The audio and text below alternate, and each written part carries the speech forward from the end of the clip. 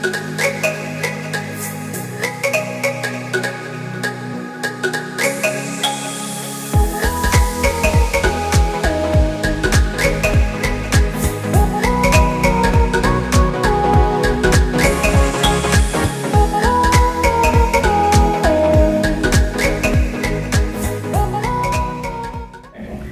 you all, so today we just wanted to tell you all about the project that we conducted for AAAD 50 Defining Blackness with Professor Candace Smith at UNC Chapel Hill.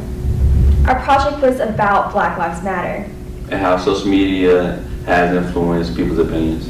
So basically what we did was we conducted interviews on campus and online to get people's opinions on Black Lives Matter, as well as how social media has influenced their views. And we also gathered a couple of people to have an interview discussion on the topic. And through this, we have created products that will show you what we were able to learn about the discussion around Black Lives Matter in the United States and on our campus. Also help influence your opinion on the subject and give you more knowledge about it. So thank you, and we hope you enjoy this video.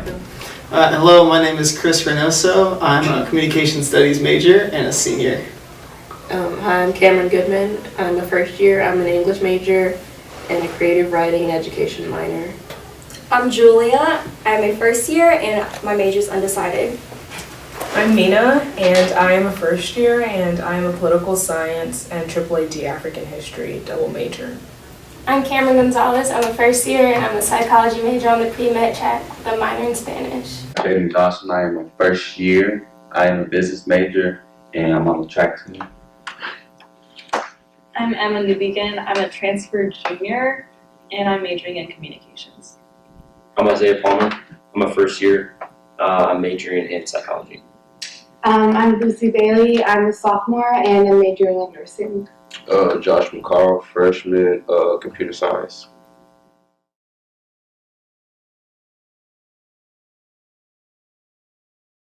Initially, I would say I heard more about it in regards to like the recent shootings that we've been seeing involving primarily black youth, like Trayvon Martin and things of that nature.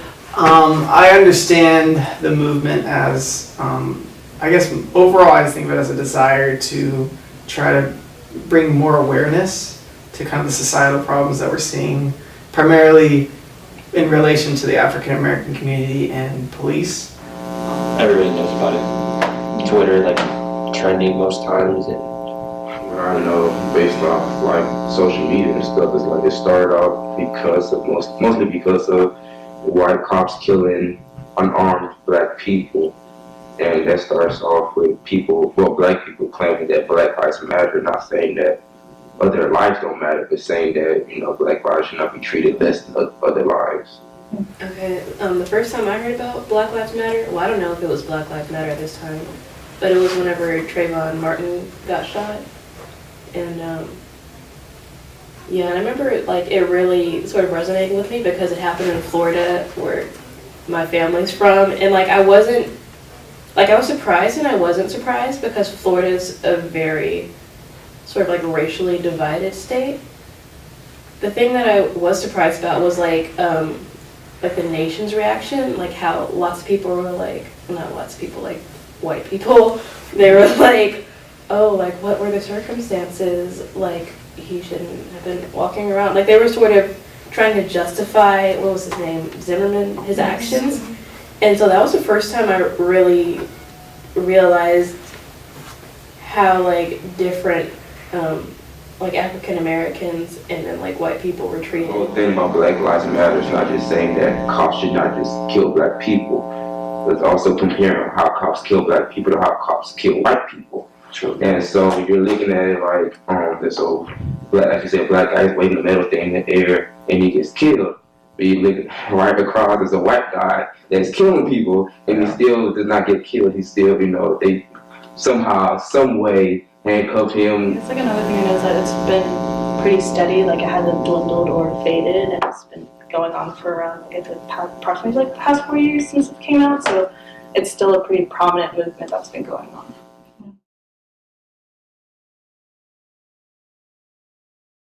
I feel like ever since Trayvon Martin you can't go a day without hearing something in the news or like just walking around about like race relations in America, especially between like black and white. Black lives in general, just like the topic of it has always been in politics, even from like any time there's an election or something, it's always brought up because they know it's something that the entire nation has focused on at some point and continues to focus on. So it's a continuation throughout, since like even the emancipation, like through all that time, it's still a prominent part in politics. I think anytime you're talking about race in a country that has had such a history of bad race relations, especially between whites and blacks, it's a good thing. Even if like the conversations can be heated, because I mean, people come from such different backgrounds. The movement itself has impacted people. There's also the movement against it that's also impacting people. So there's both sides to it, and there's like also like the middle line. So I mean, it's everywhere really. Either for it or against it, or you just don't know much about it. Just trying to live your life.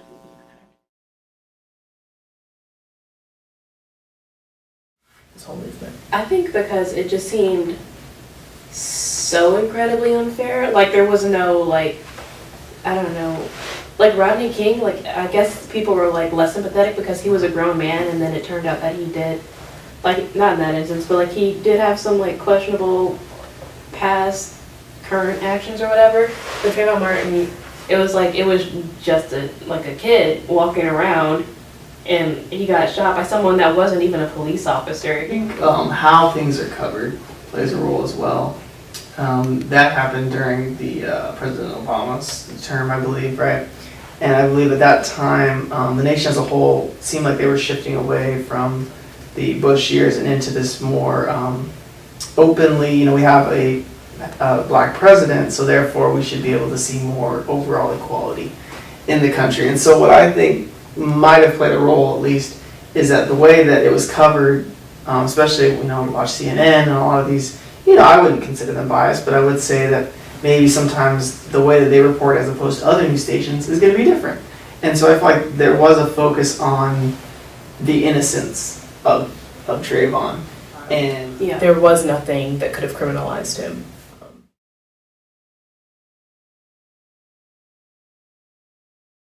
It's very easy for someone to stand behind a computer and type up words and try and be bold and say stuff they know nothing about. Younger generations are like sort of more like liberal with their opinions, and I think and more vocal because of social media and everything. So they were like, hey, this is a person my age, look how unfair this is. I think in general, I'm kind of this is so bad, and I feel like this is probably part of the problem, but like, I just avoid looking at social media, looking at any of that stuff, because like, well, first of all, I mean, like, I have no experience, and I have no, like the stuff that, like, Josh is saying or Jadon's saying, like, I have no experience, like, I have no idea what it's like to be black, I have no idea, and I know that, like, most of my friends, they have to deal with stuff that I've never even had to think about. So going back to social media, I think that's a powerful tool that wasn't available before, and it allows people to kind of, and even just something as simple as Twitter, there's like these tweets that I think, Jadon showed me the video, just things that get people kind of organized so that they feel like they can get together. So we've seen that in movements across the world,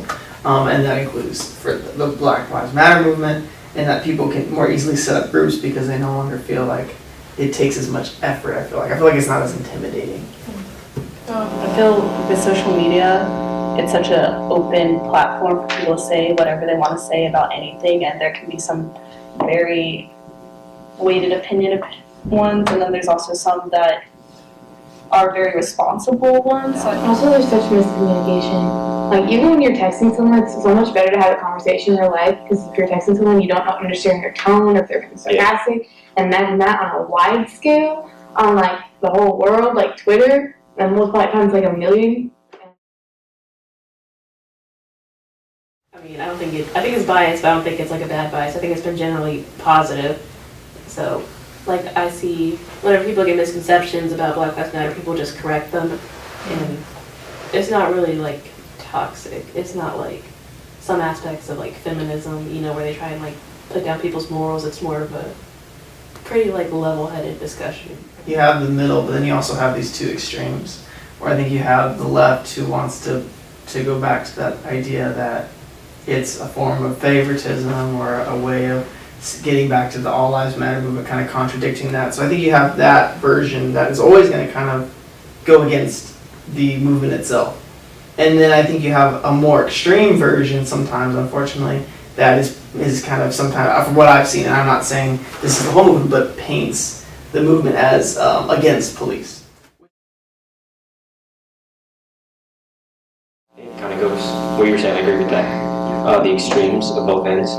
Maybe a lot of people would like to just know the facts, and if they join this movement exclusively, maybe now they're like, well, you know, now I'm looked at as a certain way. Now I have to take on this mindset.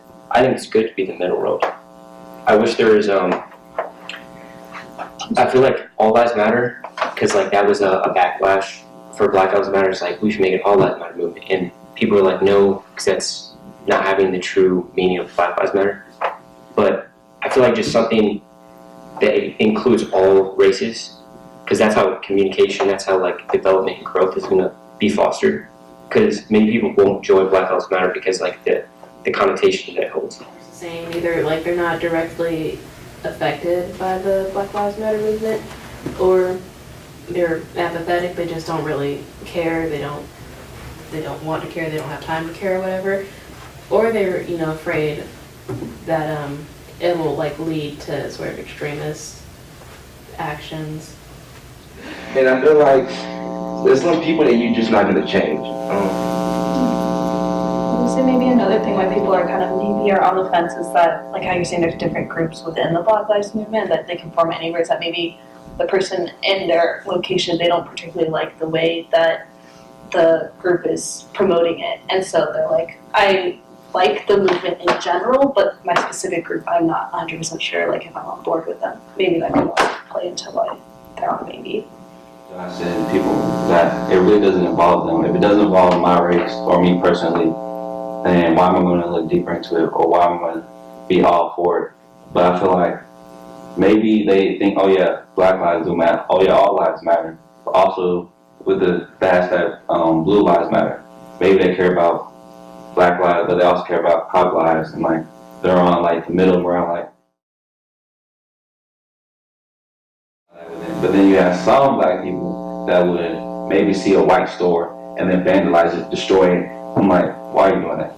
I feel like it would kind of go into more like ethnic cleansing type deals, but Yeah, I mean, you allude to kind of the idea of Black Panther.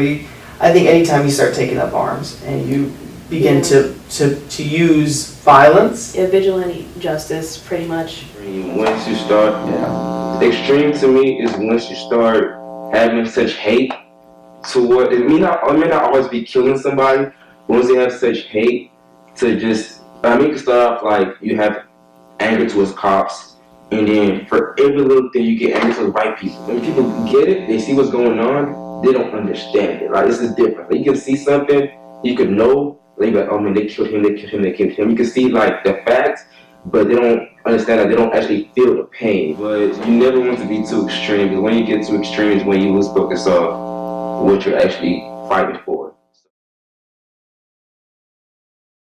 Of course, I think it's important because I feel like it has to shed light on the dark.